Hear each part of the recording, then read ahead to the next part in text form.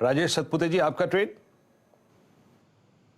विनय जी, अभी तक थोड़ा कंफ्यूजन है, लेकिन जो देख रहा हूँ उसके हिसाब से आप देखें तो कोलगेट में मुंह आ रहा है, नेस्ले में है, ब्रिटानिया में मुंह है, तो मैं कैपिटल गुड्स को ट्रेड करूंगा। तो ब्रिटानिया इज अ बाय। 3750 के आसपास है फ्यूचर में, तो it's a buy in Britannia. आपका स्टॉप लॉस होगा 3720 का, और जो टारगेट सेट करूंगा इंट्राडे का वो रहेगा 3800 का। Britannia FMCG as a space बढ़िया करती हुई सतपुते साहब ने जो चुना है वो ब्रिटानिया आपकी स्क्रीन पर। इस बीच अच्छा पस्त पड़ रहे हैं, फिर ट्रैक्शन आ रहा है 17,600 के इर्द गिर्द, लेकिन भारतीय जहां खुले थे उन्हीं लेवल्स के आसपास फ्लर्ट कर रहे हैं इस समय। देखते हैं इवेंचुअली क्या मूड बनता है। निफ्टी बैंक 0.5% के आसपास बढ़त और ब्रॉडर मार्केट्स 4:1 5:1 के गेन्स के साथ अभी भी लार्जली इंटैक्ट नजर आएंगे आपको। Britannia, delta Corp, Aditya Birla fashion retail, ये 3 क्विक सिंगल्स उठा लिए, तेजी का मन बना। मानस जी, रडार पे क्या आया? देखिए एनटीपीसी के साथ ही जाएंगे, क्योंकि यहाँ पर एक फ्रेश ब्रेकआउट देखने को मिला है। एक रेजिस्टेंस है 166 के आसपास, उसके आसपास ही एनटीपीसी ट्रेड कर रहा है। मेरा समझना है कि इस बार 166 के लेवल्स को ब्रीच करके 172 की तरफ एनटीपीसी जाएगा। तो एनटीपीसी में करंट लेवल्स पे खरीदारी करने की राय रहेगी। 162 रुपए 50 पैसे का स्टॉप लॉस रख के 172 रुपए के टारगेट सेट करिए, और 165 का कॉल ऑप्शन ले सकते हैं। 5 रुपए 50 पैसे के आसपास ट्रेड हो रहा है। 3 रुपए 90 पैसे के स्टॉप लॉस से यहाँ पर खरीदारी करिए 9 रुपए के टारगेट के लिए।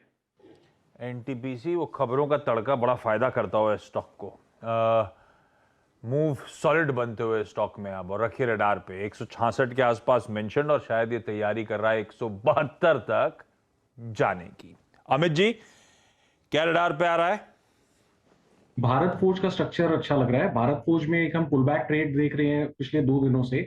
करंटली इसका प्राइस 758 का है। बाई की सलाह है। स्टॉप लॉस रखूंगा लगभग 748 का, और मेरे टारगेट्स रहेंगे 778 रुपीज के भारत फोर्ज में।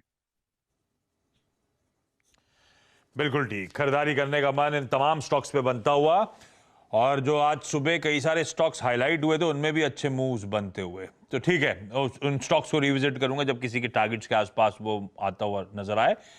हिटाची एनर्जी जो एक फंडामेंटल कॉल था, वो भी 1.25% के आसपास की गेन्स, हालांकि गेन्स कुछ हद तक खुल ज्यादा तेज गया था, लेकिन हिटाची एनर्जी को रखिए रडार पे। ये लेकिन एक फंडामेंटल बाय आइडिया था कैपिटल गुड स्पेस पे राइड करने का।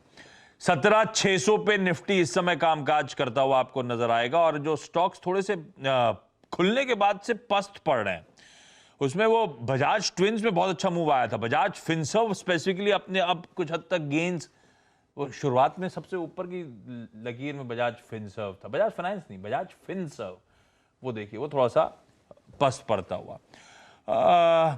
बाकी ऐसा कोई नोटवर्दी उस समय मूव नहीं है। ब्रिटानिया सतपुते साहब का वाकई अब वो धीरे खुलने के बाद से ट्रैक्शन, एनटीपीसी खुलने के बाद ट्रैक्शन पिकअप करता हुआ। लार्सन एंड टूब्रो, वो कैपिटल गुड्स में हिटाची की बात कर रहे थे, लार्सन एंड टूब्रो को स्क्रीन पे खींचिएगा। वो हैवीवेट अब खुलने के बाद से अब धीरे धीरे संभलने की कोशिश, और संभलने से अब धीरे धीरे ट्रैक्शन पिकअप हो रहा है। पार्थिव तो नहीं होंगे, तो सतपुते साहब एक बार एलएनटी देख के बताइएगा। हम बहुत सारे स्टॉक्स पे कैपिटल गुड्स की तेजी राइड कर रहे थे, लार्सन एंड टूब्रो अभी भी ऑफ हाइज ही कामकाज कर रहा है, हालांकि मोमेंटम बहुत स्ट्रांग। क्या करना चाहिए, इस पे कोई ट्रेडिंग सेटअप बनता है क्या? आशीष जी, मुझे लगता है कि एक बेहतरीन चार्ट है। 1900 का सपोर्ट यहाँ पे मेंटेन किए हुए हैं। अगर आप देखें तो 1900 पे ही पुट राइडर खड़े हैं। 1920 पे यह ट्रेड हो रहा है, तो इससे क्लियर कट मुझे यही लगता है कि आज एलएनटी में एक स्विंग ट्रेड होगा। 1900 के ऊपर आपको बाय रखना है, 1890 का स्टॉप लॉस रखे। इसका पहला टारगेट क्या होगा मेरे हिसाब से 1940 से 1950, ये इसका स्विंग का पहला टारगेट होगा। अगर ये लेवल निकल जाए तो फिर मुझे लगता है 2000 तक की short covering rally Larsen and Toubro में यहाँ पे दिखेगी। तो काउंटर में स्ट्रेंथ है, डेफिनेटली यहाँ पे ट्रेड बनता है।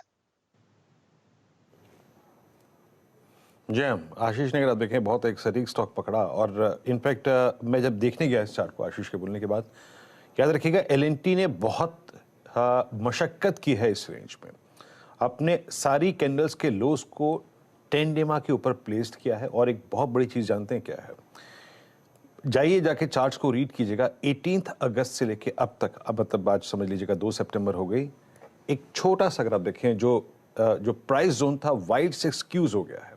1928 के ऊपर इस स्क्यूज चैनल का ब्रेकआउट होगा तो अच्छा कर सकता है, बहुत अच्छा। अगर आप देखें तो यहाँ पे कैच है आशीष, इट्स डूइंग वेल। और बात करते करते अगर आप देखें 1922 डे हाई पर अगर ये रेंज बाइसेक्ट होती है तो 1940 याद रखिएगा 19 अगस्त का हाई है।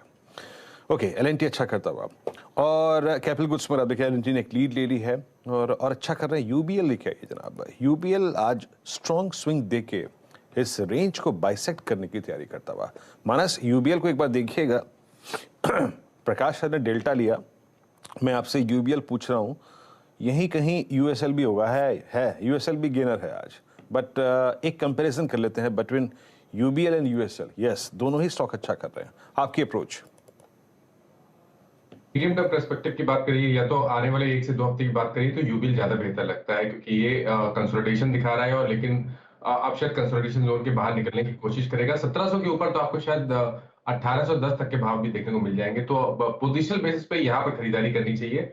आपके जो स्टॉप लॉसेज है वो 1640 के नीचे रहेंगे, ऊपर की तरफ 1800 रुपए तक के टारगेट्स रहेंगे। लेकिन अगर एक ट्रेडिंग करनी है, 1 से 2 दिनों का ट्रेड लेना है, तो मैकडॉवेल में यूनाइटेड स्टेट्स पे करंट लेवल्स पे खरीदारी करनी है, क्योंकि यहाँ पर एक फ्रेश ब्रेकआउट चार्ट पे देखने को मिला है। 820 के ऊपर स्टॉक निकला है, तो करंट लेवल्स पे खरीदारी करिए। 814 के स्टॉप लॉस है, 845 के टारगेट के लिए।